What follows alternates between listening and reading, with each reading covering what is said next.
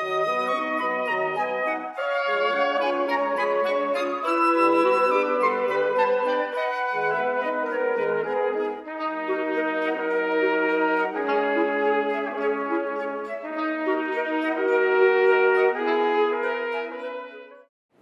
name is Bob Newton. I'm special assistant to the president, whom everyone knows is Father Leahy.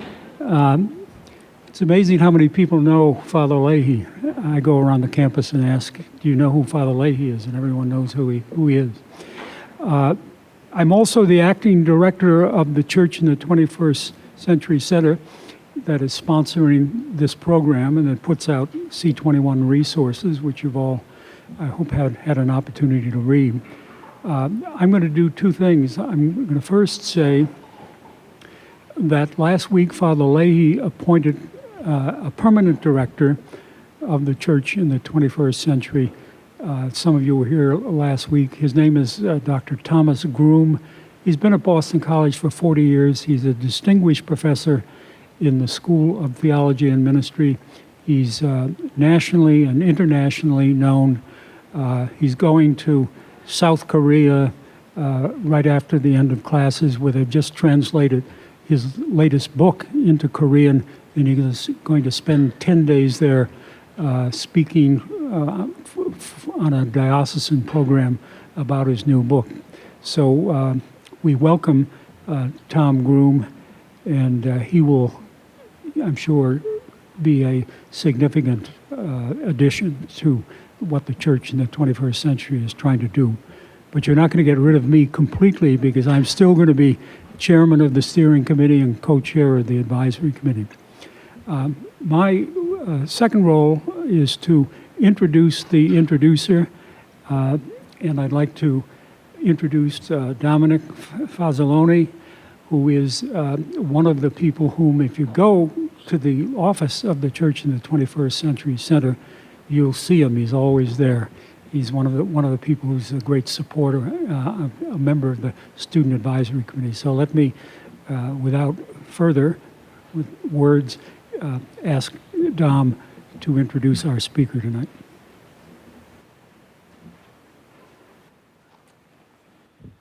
Thank you to everyone for joining us this evening. We are honored to have with us Professor Mary Troxell of the Philosophy Department. On campus, Professor Troxell serves as a Pulse and Philosophy professor, a faculty advisor, and guest speaker for many retreats and events here at BC. Through C21, Professor Troxell is one of our most popular Agape Latte speakers, and she is passionate about helping students discern what they love and who they want to be. We are very grateful for her taking time to be with us this evening for what will be a truly great discussion. And now I turn it over to Professor Troxell.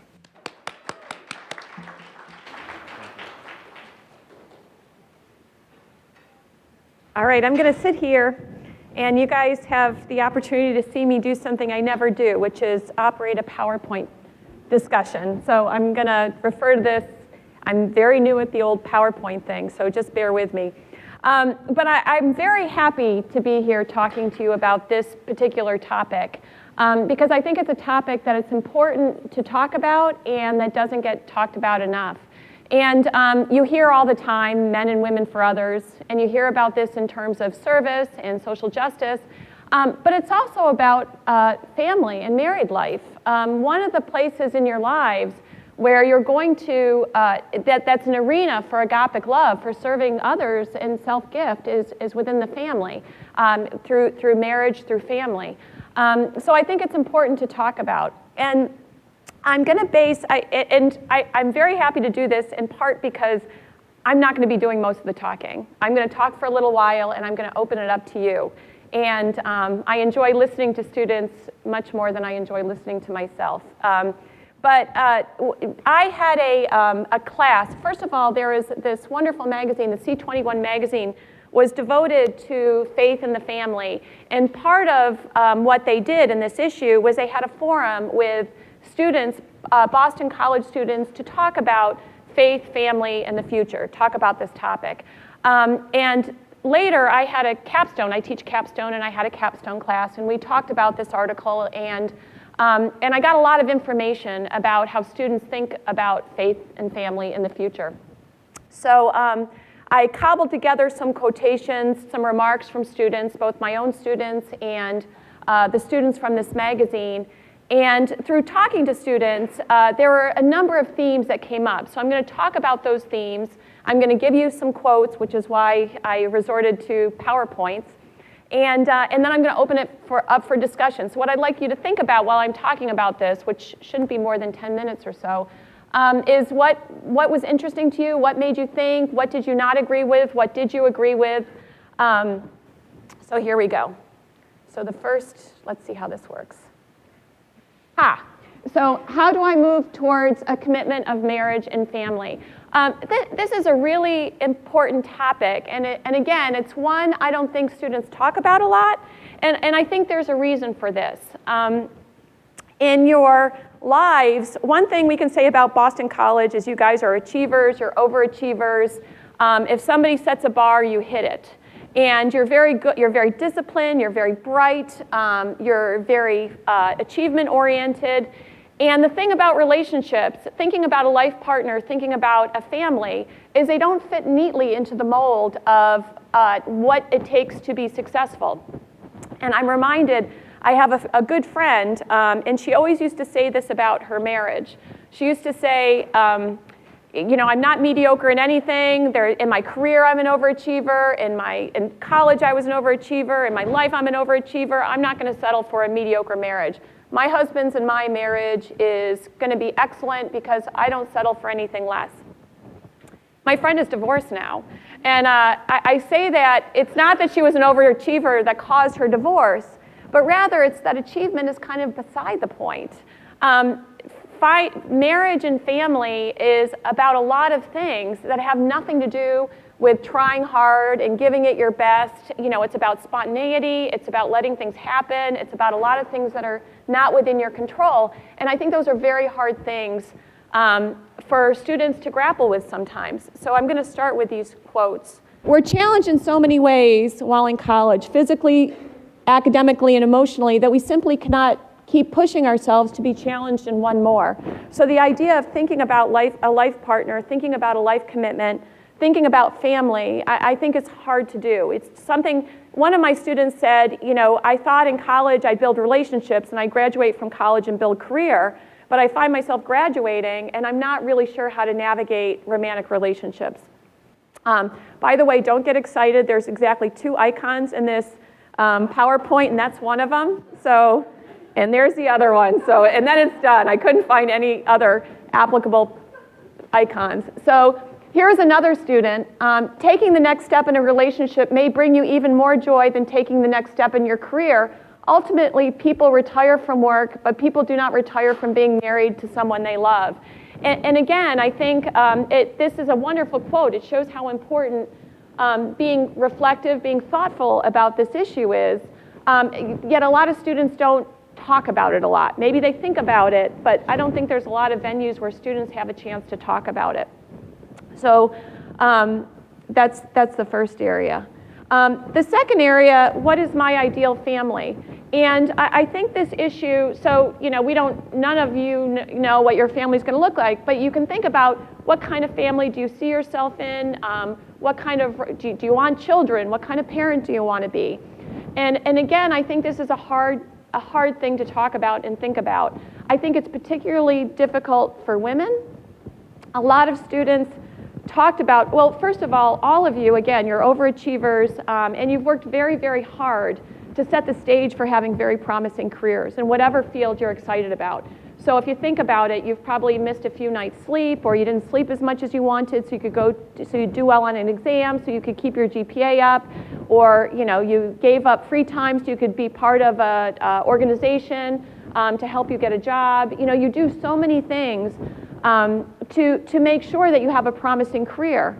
And that's wonderful, but what complicates matters is when you start thinking about being a parent, if you want to be a parent. And again, I think this is maybe more difficult sometimes for women if you come from a traditional family and you want to replicate the family where you have a stay-at-home mom. So for instance, if you think that you want to be a stay-at-home mom, and a lot of students said they did, the question is, how do I all this work that I've done, do I give it up? now that I'm, when I have children. If students want to have careers, then the issue of, and it's a big issue, is how do I navigate, or how do I think about navigating both being a parent and having a career? And this is something both men and women think about. So one of the most stunning examples I can think of is in my capstone class several years ago. I had students do sort of a timeline after college. So 20 years out of college, what do you want your life to look like? And what was stunning, it was different. First of all, it was interesting that it was different among my male students and my female students in terms of timeline, in terms of students who wanted families. Because the males' timelines, they sort of gave even numbers of years to each thing. So I want to build my career, I want to work on career or graduate school for 7 years, and then I'm going to work on maybe building a family for X number of years, et cetera. But the women, most of them wanted to get their careers on track before they started thinking about falling in love and having a family. And what that meant was, when they wrote out their timeline, on average, they gave themselves about 18 months to fall in love and get married, and 4 years to have all their children, however many children. And that's difficult to do. Again, you can't plan as precisely. So this idea of negotiating family and career and what that's going to look like, and that was an issue among men too. There were men who thought they wanted traditional, they wanted their wives to stay home with their children, and they said things like, I'm very, I like dating ambitious people who are, wedded to, thinking about achieving, and I think about what that means in terms of people staying home with children. So that was an issue across the board. It's an issue with same-sex couples too. It's an issue with students with male students who want to stay home, who want to have an active role and stay home and spend tons of time with their children. The question is, you're all bred to be overachievers in your career, but what about family life? And family is a huge part. We talk a lot at BC about vocation, but family life and married life is part of vocation. It's part of the career, who you are called to be. So here's a couple quotes. Here's one student. I think that the stigma that surrounds the idea of staying at home and not being successful in the capitalist world is something that influences many people in our society. When I think about my future, it's hard to admit to myself that I might want a family one day, because I've been socialized to believe that success means financial success and independence. A student said, my mom stayed at home throughout my entire childhood, which completely changed our relationship and made us so much closer. I think ideally I would like to provide that same relationship to my children, but it's also hard to give up on something that I've worked my entire life to achieve. And finally, I think this is from a male student. Having seen my mom being a stay-at-home mom, seeing how much that affects me, I know the girls I've dated and the girls that I'm more attracted to are very type A, going out, working. They've wanted to go out and work. I think they're super attractive, but then I'm like, how would our family dynamic be in the future? So again, and I'm not saying that there's a model, there's all kinds of ways to conceive of family life, but in all of them, if you're thinking about having children, part of what you're thinking about is negotiating parenting and career in some way or another. And that gets tricky because you've thought a lot about career, but probably not a lot about how that intersects with family life. The third issue is, how does my faith affect how I think about family? And one thing, we live in a pluralistic society. You go to a pluralistic university, you bump up against all kinds of people, and you fall in love with all kinds of people. And a lot of times that means falling in love with people outside your faith tradition. But a lot of people, especially when they think of having children, when you think about raising your children, a lot of times you think, I want my child's childhood to look a lot like my childhood. If you've had a happy childhood, that's a very common theme. And a lot of times when you think about the traditions you have in your family, if you come from a faith tradition, if you have a family that celebrated a faith, a lot of your family traditions are faith traditions. So I know in my family, the only time I see my extended family, all of them, because I have an enormous family, the only time everybody flies from all over the place to go somewhere is a sacrament. It's either a wedding, a death, a baptism, or a confirmation. Otherwise, those are all sacramental events. So, so the question is, how do I think about how important my faith tradition is in choosing a life partner? Is that something I should think about? Should I be open to other faiths? Should I not be open to other faiths? Does this matter more to me now than it'll matter to me 10 years from now? And how do I begin to think about it? So here's a student who said, I know me personally, my dating life, I found myself more attracted to people of the same faith. You share the same values or similar on that faith level that I just get along with better because we can connect about going to Mass together. That's part of our lives. It has been and hopefully it will be. I think that would help in that bond of relationship and marriage and family. Another student, everything that it means in the Catholic context of a sacrament is important to me. I'd be looking for someone who shares the same view in the way that I envision raising family in the Catholic tradition. And I think that commitment and faith in a sacrament makes you more free. The way that I picture it is you become a better version of yourself because of another person. And finally, I would be very open to meeting someone that was not Catholic, but I would never want to lose my Catholic identity. I've always pictured myself getting married in the Catholic Church, and I don't know if I would be able to let go of that aspiration. So again, in dating, it's not as important, or not, I don't want to use important, it's not something you necessarily think about in dating, but in married life and raising children, it's something that you have to think about.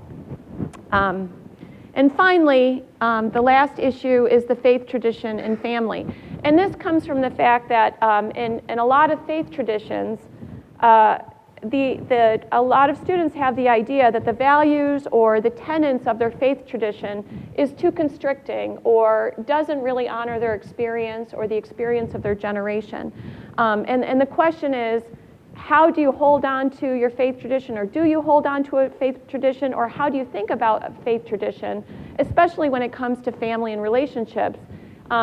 If the experience or what you are told, the doctrines of your faith tradition, aren't necessarily consistent with your own values. And there's a couple ways students tended to talk about this. The first was, and again, the C21 format, I think most of the students or all the students were Catholic, but in other contexts I've had students of other religions talk about it. The first has to do with divorce. Divorce is a fact of life in America. Some statistics say 50% of people get divorced.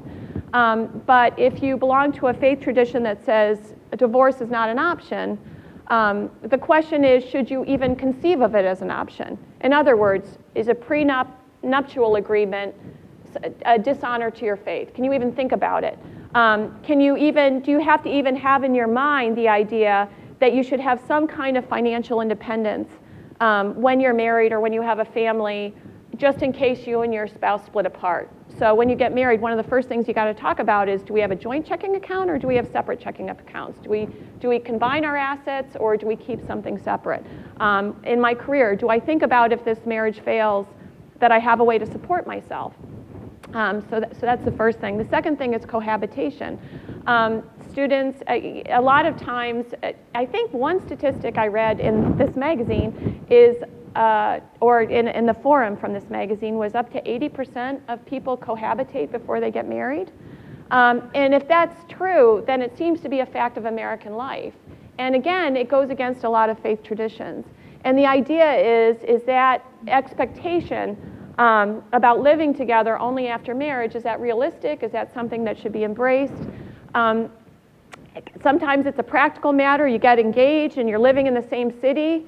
Do you have to get 2 separate apartments and have 2 separate leases, even though you're going to get married in 9 months and leases are for a year, just so that first day you live together is your first day of marriage? So how practical is the idea of cohabitation? And the final area is that in a lot of faith traditions, marriage and lifetime commitment aren't recognized among same-sex couples. And the idea is, wonderful same-sex couples who are committed for a lifetime, who are building a family, but who cannot get married in a religious context in a lot of religions, such as the Catholic religion.